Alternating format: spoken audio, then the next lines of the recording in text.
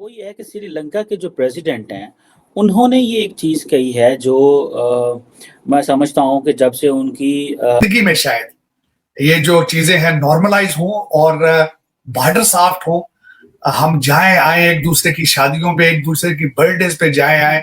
मेरा यही एक ख्वाब है और मैं इसी ख्वाब पर जिंदा हूँ। इस दुनिया में रहते हैं, वो मादी दुनिया बन चुकी हुई है और आप किसी को लाख समझाएं कि अल्लाह की गैबी मदद आती है और अल्लाह ताला आप लोगों को फरिश्ते उतारता है, कहेंगे जो आप बकवास करते हो, क्या फरिश्ते किधर से आते हैं। थी तो उस पर भी एक पूरा इवेंट हुआ था और जैसे ब्लैक होल की जो पहली पिक्चर ली गई थी उसको दिखाने के लिए भी पूरी दुनिया में एक टाइम रखा गया था। जो प्रेसिडेंट हैं उन्होंने ये सजेस्ट किया है कि जो बिम्स्टेक कंट्रीज जो हैं वो बॉर्डरलेस टूरिज्म जोन में हम कन्वर्ट कर दें।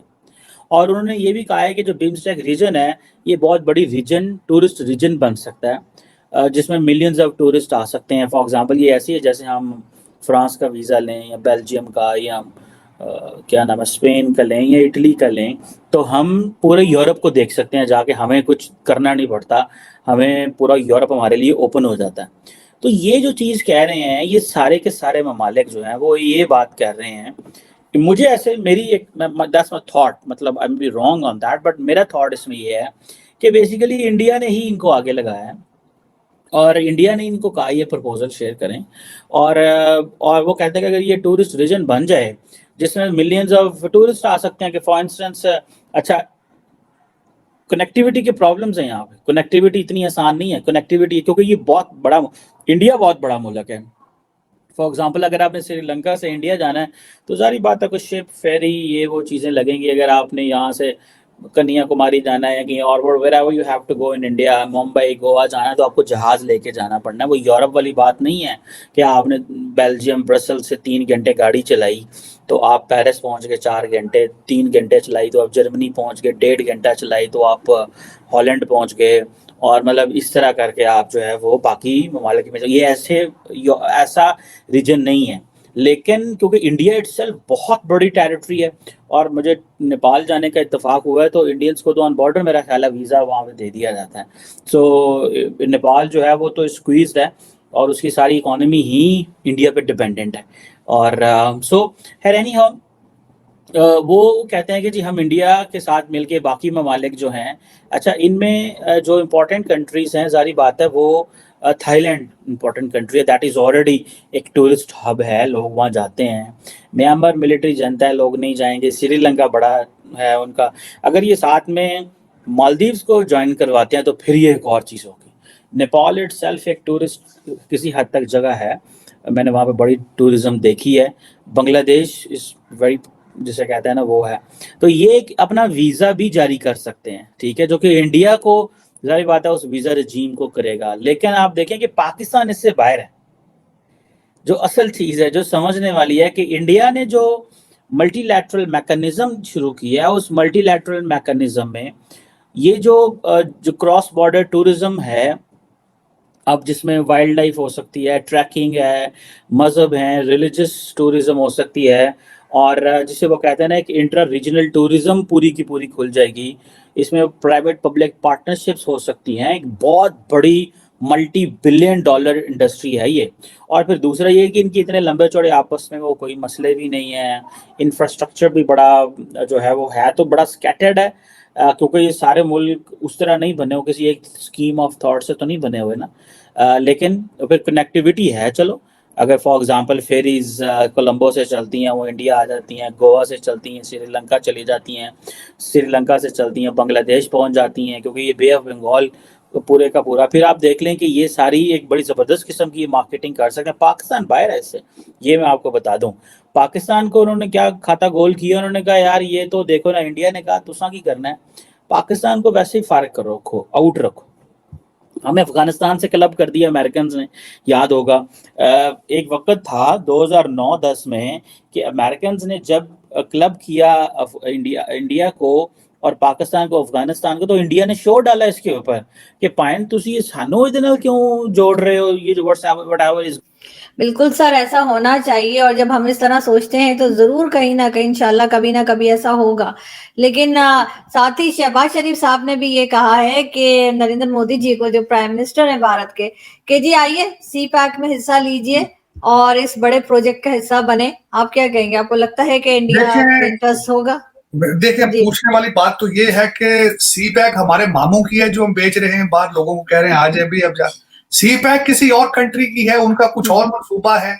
हम वो कहते हैं एक शेर होता है, उसमें एक शेर तो नहीं कहावत है, कहते बेगानी शादी में अब्दुल्ला दीवाना है। शादी किसी की है, दीवाने हम हैं, क्योंकि पैसा आता है वहां से। ये मैं इस पे एहतजाज करूंगा। सबसे पहले तो मैं ये चाहूंगा कि शहबाज शरीफ साहब, मैं एक तो उनको है कि इन जो मुस्लिम लीग नून है, इनकी हिस्ट्री है कि भारत से ये प्रैक्टिकली अच्छे रिलेशनशिप चाहते हैं। लेकिन मैं ये चाहूंगा कि सी पैक में उन्हें बाद में बुलाएं, इनवाइट करें। आप पहले अपने रिलेशनशिप ठीक करें।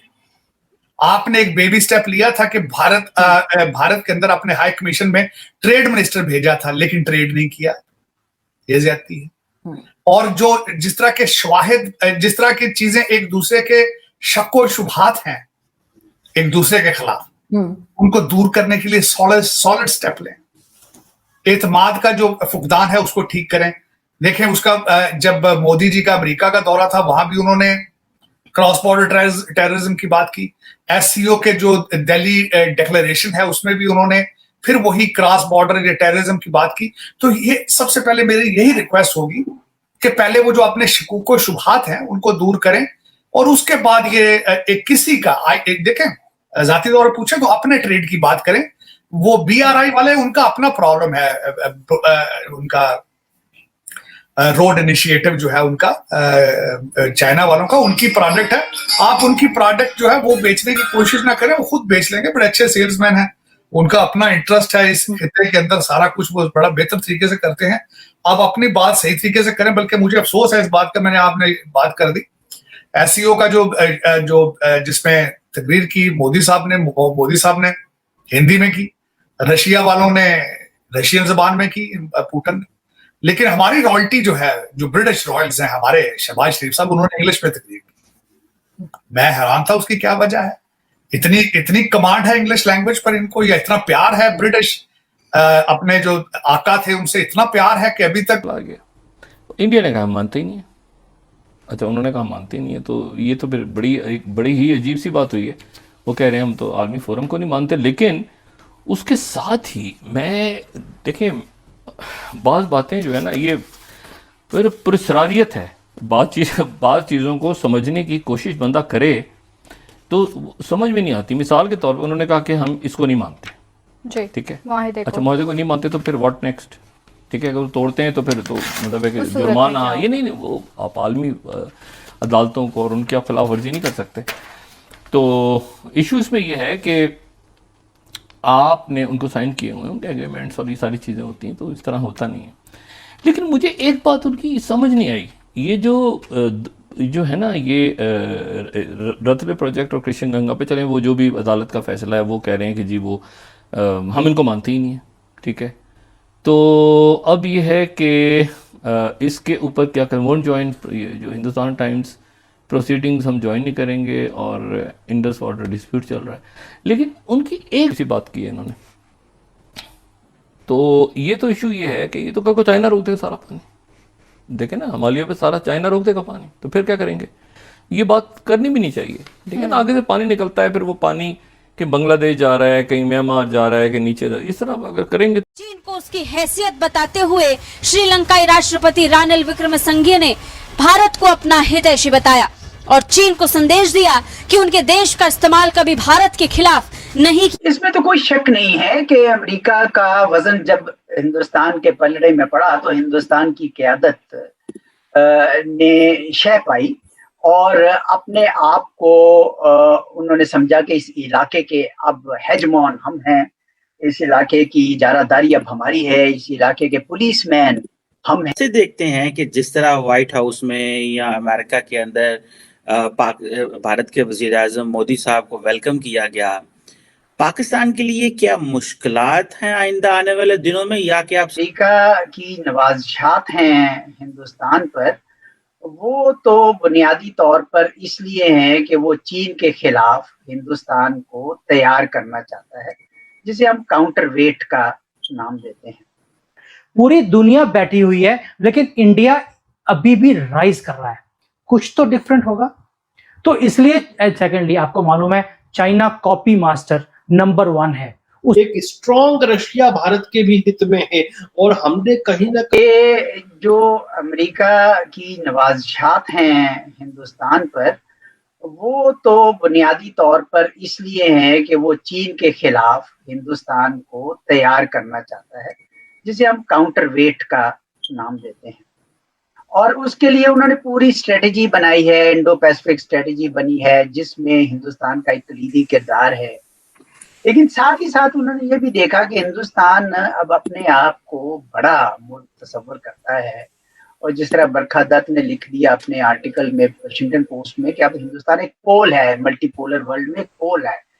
पूरी दुनिया बैठी हुई है लेकिन इंडिया अभी भी राइज कर रहा है, कुछ तो डिफरेंट होगा। तो इसलिए सेकेंडली आपको मालूम है चाइना कॉपी मास्टर नंबर 1 है। उसे कुछ भी अच्छा लगता है वो 1 सेकंड में उसको कॉपी करता है और इंप्लीमेंट करने लग जाता है। तो शी जिनपिंग ने अभी कुछ ऐसे स्टेप्स लिए हैं जिससे मुझे लगता है कि उसने मोदी जी का जो फॉर्मूला है जो इंडिया में वो इंप्लीमेंट कर रहे हैं उसको कॉपी करना शुरू कर दिया। इंडिया बात करता है कि हम विश्व गुरु बनना चाहते हैं। चाइना ने कभी भी विश्व गुरु बनने की बात नहीं करी थी। इन्होंने बोला था कि हम दुनिया की सुपर पावर बनेंगे और वाहिद एक सुपर पावर रहेंगे, सारी दुनिया की पॉलिसीज हमारे यहां से चलनी चाहिए। हम विश्व गुरु की बात करते हैं, विश्व गुरु और सुपर पावर में फर्क होता है। हम ये कहते हैं कि super power is somebody who is controlling lot of things. हमने किसी को कंट्रोल करने की पॉलिसी नहीं बनाई, लेकिन चाइना में जब से इन्होंने वो विश्व गुरु सुनना शुरू किया कि वी वांट टू बिकम विश्व गुरु, हम ग्लोबल साउथ के लीडर बनना चाहते हैं। 120 कंट्रीज मोदी जी ने एक झटके में सारी कंट्रीज को अपने पाले में ले लिया, जोड़ दिया कि मैं आपकी आवाज उठाऊंगा, आप हमारे साथ दीजिए। अब चाइना ने वो काम शुरू कर दिया। एक स्ट्रॉन्ग रशिया भारत के भी हित में है और हमने कहीं ना कहीं रशिया को अभी तक जो चाइनीज वैसल स्टेट बनने में नहीं बनने में समर्थन किया है और नहीं बनने दिया है। आप सोचिए कि जब हम S-400 या मिलिट्री हार्डवेयर खरीदते हैं तो उसको वैसल स्टेट नहीं बनने देते, वरना फिर क्या होता कि चीन ही सबसे बड़ा उसका आर्म्स का परचेसर होता। जब हम उसका ऑयल खरीदते हैं तो हम उसको वैसल स्टेट बनने से रोकते हैं। तो ये दुनिया के भी हित में है कि चीन का वैसल स्टेट नहीं बने रशिया, और हमारे हित में भी हम करते होगा। कोई भी देश श्रीलंका का इस्तेमाल भारत के खिलाफ नहीं कर सकेगा। उन्होंने ये भी कहा कि जल्द ही श्रीलंका की इकोनॉमी को पटरी पर लाया जाएगा।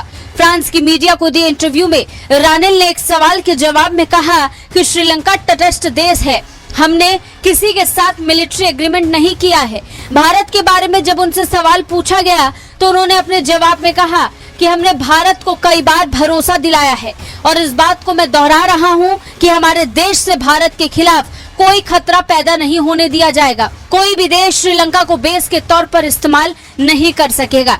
चीन से जुड़े एक सवाल पर श्रीलंकाई राष्ट्रपति विक्रमसिंघे ने कहा, चीन हमारे देश में 1500 साल से है, लेकिन उसका कोई मिलिट्री बेस यहाँ नहीं, ऐसा होगा भी नहीं। ये सही है कि हम्बन टोटा पोर्ट चीन के पास 99 साल के लिए लीज पर है, लेकिन ये भी याद रखें कि इसकी सिक्योरिटी हमारी। इसमें तो कोई शक नहीं है कि अमेरिका का वजन जब हिंदुस्तान के पलड़े में पड़ा तो हिंदुस्तान की क़यादत ने शह पाई और अपने आप को उन्होंने समझा कि इस इलाके के अब हेजमॉन हम हैं, इस इलाके की इजारादारी अब हमारी है, इस इलाके के पुलिसमैन हम हैं, इस इलाके के नेट्स। पाकिस्तान एक बेशक इस वक्त इक्तिसादी लिहाज से जरा मुश्किलात में है, लेकिन ये एक न्यूक्लियर मुल्क है और बिल्कुल हिंदुस्तान के साथ उसकी सरहद जुड़ी हुई है और हिंदुस्तान भी न्यूक्लियर मुल्क है। तो इसलिए स्ट्रेटेजिक स्टेबिलिटी दोनों मुल्कों के लिए बड़ी ही जरूरी है। मुझे याद है मैं एक ट्रैक 2 में गया हुआ था 2-3 महीने पहले, तो उसमें बात हो रही थी, तो एक हिंदुस्तानी साबिक जनरल साहब भी आए हुए थे। तो मैंने कहा कि हिंदुस्तान नेट सिक्योरिटी प्रोवाइडर बनना चाह रहा है, तो उन्होंने बड़ा उस पर खफगी का इजहार किया कि आपने ऐसी बात क्यों की। तो मैंने कहा आप गूगल कीजिए, नेट सिक्योरिटी प्रोवाइडर का मतलब ये होता है कि वो बड़ा मुल्क जो अपनी सिक्योरिटी को महफूज बनाने के लिए अपने इर्द गिर्द के जितने ममालिक हैं उनकी सिक्योरिटी का भी ध्यान करें। लेकिन साथ ही साथ हिंदुस्तान की अपनी जमीनी हकायक भी हैं और वो मानने पड़ेंगे कि हिंदुस्तान ने अपनी इक्तसाद को बहुत अच्छा किया है, अपनी सियासत को अपने मुल्क के लिए इस्तेमाल किया है, अपने कॉरपोरेट इंडिया को साथ लेकर चल रहे हैं। तो उसकी वजह से हिंदुस्तान में इस वक्त एक जोशो खरोश मोदी की अपनी क़यादत पे है कि ये हिंदुस्तान को एक नई कुव्वत पूरे दुनिया में उसके मुताबिक वो बनाना चाह रहा है। तो वो अपनी जगह है और उसमें कोई दो राय नहीं है। पाकिस्तान से मुवाजना इसलिए नहीं बनता क्योंकि पाकिस्तान इस वक्त दाखिली अदम इस्तेहकाम का शिकार रहा है। हमारी सियासत कोई दुरुस्त अंदाज से नहीं चली, हमारी इक्तसाद पिघलती रही है और अब तक हम अमेरिका से जो राब्ते हैं वो भी ये है कि जी आप IMF से हमें कर्जा ले दें। तो इस तरीके से कंट्रास्ट थोड़ा बढ़ गया है। कहीं रशिया को अभी तक फिर तो बात कहीं कहीं से कहीं